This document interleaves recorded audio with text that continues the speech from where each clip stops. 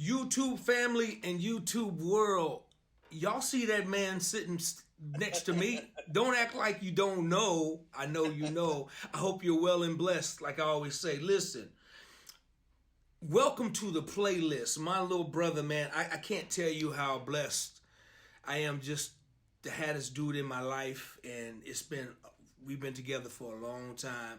When I tell you a real, not only friend, but just a real true brother in my life and in my world. I'm so thankful that God put us together. Y'all give it up for the one and only Smokie Norful.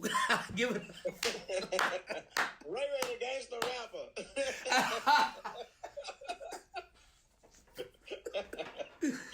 Man, listen, I'm super excited to be able to hang out with you on your YouTube channel. You're going to make me famous on your YouTube. I like that. I like that, little bro. You're funny. I appreciate it, man. No, this is incredible. Anytime, for everybody else's sake, anytime I'm able to talk to this guy, he is truly everything that he said I am to him. That is what he is, and some to me. He's been a big brother, a mentor, a covering in many regards. Don't do that. Watch this. Be careful about this. Do this. So your contribution to my life, not just to my career, not just to the music or even the ministry, but your contribution to my life makes you one of the most important people to me and to my family. So I just want you to know I'm honored to be hanging out with you on your YouTube channel, brother. Oh, man, thank you so much for being here, man. This means the world to me, man. It really does, Smokie. It means the world. But let's get into it, man. All right. I'm not going to keep you long. Here's the problem. Yes, the sir. problem is you know too much. Listen, they don't understand. We could talk for hours about some of the stuff that has happened over the years in my music, in my career, in my life. I could tell them about you falling asleep on the stairs because we've been in the studio all night long, never making it to the room. Come on, Smokie, leave me alone, man. This is about you. Listen, but you're right. We can go on for just till the end of the world. Listen, man, let's talk about I Need You Now. Yeah. All right. Now, we gonna get into like how that whole thing came about, and at the very beginning it wasn't too cute, it wasn't too pretty. It was kind of like, see, the world don't know about Smokie. Smokie could be, he could be pretty rough. He's a rough cat, you know what I'm saying? And he would definitely speak his mind to you when he don't like something. And I know it very well because this little dude had a few words to say to me, a couple of things that he didn't like about. Man, you telling too much already. So He's innocent and nice and quiet, man. yeah, he is. So, Smokie, let's tell the world, let's share with the world how and when you first brought I Need You Now. Now, y'all remember, when I met Smokie, he was just a school teacher. We were just trying things, right, Smokie? There was no EMI, there was no record deal, no record company. It was just he and I just bonding and doing music and, just for the love of it. We had no idea if anything was going to happen from it. So Can I back up and tell them the first song that we did? Absolutely. So I was in a hotel in Sacramento, local hotel there, and here I am, this 27-year-old kid, basically, to Derek. He shows up at the hotel with his guitar, and he starts playing, and he's like, let me check this kid out. They keep telling me about this guy. Let me see if this guy is really... And so I started singing, and he's like, oh, I could see his face change. And then he started playing on the guitar. I said, hold on one second. I grabbed a pad, ran in the bathroom, and about 10, I don't know how long, about 10, 15 minutes. Yeah, 10 minutes later, I came out. I said, okay, sitting at the window of life. Keep playing that right there. Watching the world go by. Seeing little brothers and sisters with pain and fear in their eyes. And that's how the song, Same Sad Song, even came into existence. It was over it was over for me. I said, I don't know who you are, but I ain't letting you go. You're right. That was the very first song we wrote. Smokie literally went in the bathroom no more than 10, 15 minutes later, came out with this incredible song, and I was just done. And we actually recorded it, and it's on the first album. So that had to be on the record. So y'all get a chance. But that was a song that made you say, "Okay, I will work with him." Absolutely. Like, okay, I'll do it. I need you now. Okay. Yeah, that's still the deal for me, man. It was no brainer when I was like, no, I'm working with this dude, and I'm gonna work with him forever. This guy's incredible. It's something special. But now let's get to "I Need You Now," please. So go ahead. I bring this song. So this song, first of all, it's not a song for me. It was a personal prayer, passion. It was personal for me. My wife had been diagnosed with tumors twice. Then they said we wouldn't have children naturally. My father had open heart surgery. My mother was paralyzed. I mean, it was everything that could in every area started just crumbling and crushing me. And so I literally sat down at the piano and wrote this song out of that space, out of that place. I need you now. It wasn't for the world consumption at that time. It wasn't about, I got to write this hit song. No, it was about, I'm in trouble and I'm about to lose my mind. I need you now. So then I bring this special, precious piece of work, this body of work that embodies my pain and my heartbreak and the stress of our family and all of the struggle in this season and the victories that we won. And I bring it to the studio and I place it in the hands of this super producer who's produced for everybody, played with Janet Jackson, been on stage with Lionel Richie, had all these accolades, and I'm like, he's going to do a masterful job at packaging this to present to the world. And then he takes out a machete and he starts to cut the whole thing up. I'm like, "Nah, dude, what you doing? No, man, it's my baby right here. You ain't gonna play with me like that. We ain't get ready to get out like that." But D is the only person who has ever been able to tell me what to do and talk to me like I was the little brother. I mean, like, "No, bro, this is what we gonna do. No, so what you saying is stupid. That don't make no sense. We're gonna sell records. This is not gonna work like this. We gotta make sure that this." So we went round and round and back and forth. But I yield because this is my big brother for real. Like, he really, really has been a mentor to me.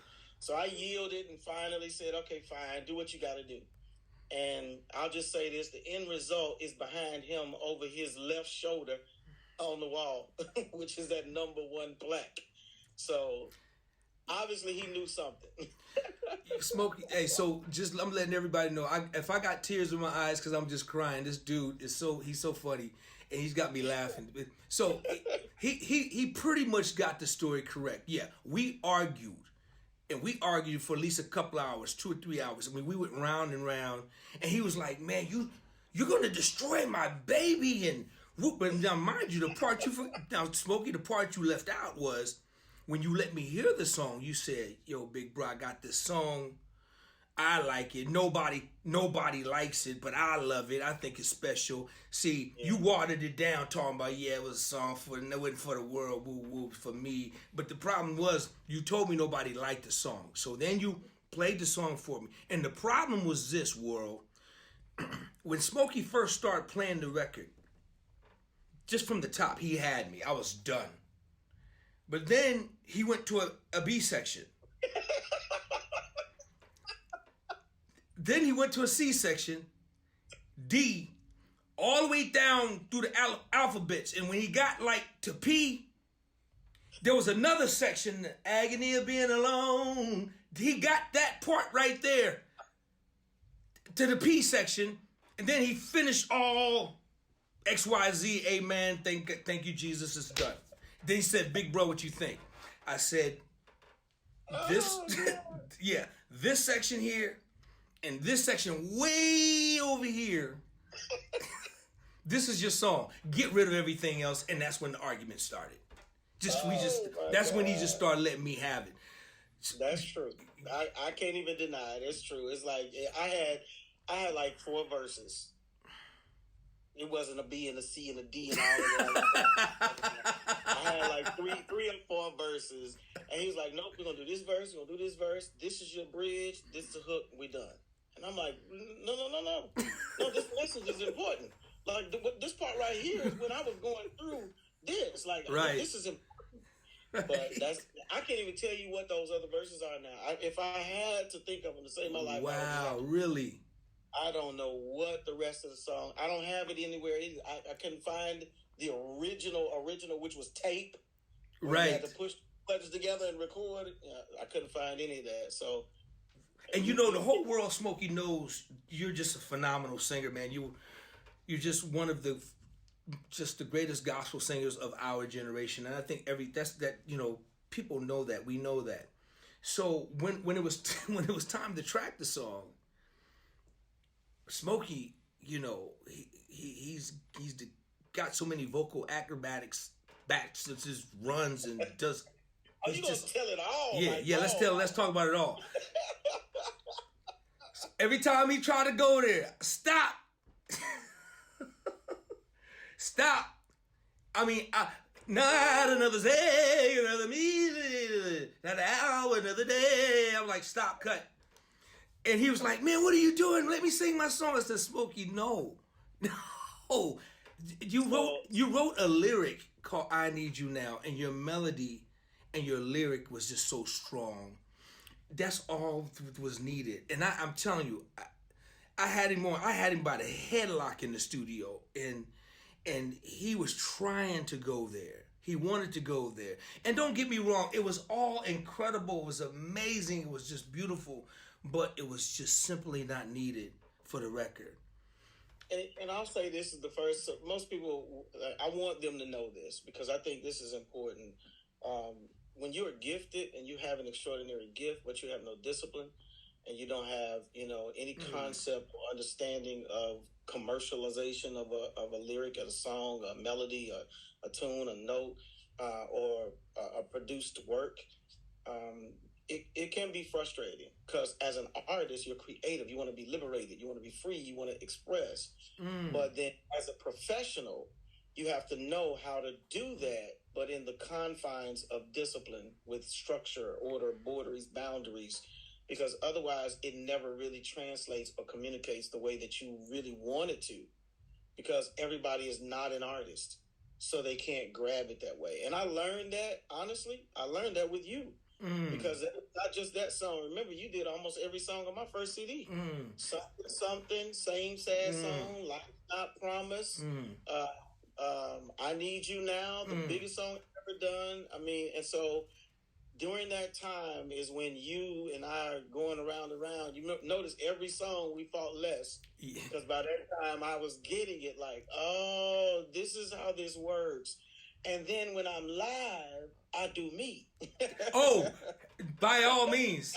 But hey, that's the second part of the story because Smokie, I think the first time I remember seeing you perform it was a Celebration of Gospel on BET, I think. Stellars. It was a Stellars. Was it the Stellars? Okay, the Stellars. Man, the whole world was waiting on this little dude to come to sing this song, and I was so excited. I was like, man, I get to watch my little brother sing this song. And y'all believe me when I tell you, this dude went in, and I think he purposely did it just to get back at me, honestly. But he tore the place up, and they loved it. So Smokie, going back to your point, because you just spoke some true nuggets, man, and some gems. So how important is there between the artist and the producer to have trust? How important is that for you to trust your producer and for your producer to trust you as an artist? I think it's the most important thing. That literally when that exists, it's called chemistry, because there is no why are you telling me to do this, or are you qualified to tell me to do this, or do you know what you're talking about, or because if that exists, if that little bit of doubt exists, then as an artist you leave frustrated, unfulfilled, and the likelihood is it might not even make the project. So you got time wasted. But when you guys have chemistry, meaning that I trust the leadership of the producer in this particular situation, and he trusts the musicianship and the artistry of the artist, at that point, you create something absolutely beautiful, amazing, and commercial. I think that's what we miss, especially on my side. I'm gonna say that in the gospel music industry, which is where I have been my entire career. On our side, we don't necessarily understand that. Yes, this is my ministry, but I can do this at my local church. I'm okay doing that at my local church. But when you step into the arena of professional music artistry, there are certain things that you have to be mindful of, and otherwise you limit where your music can go.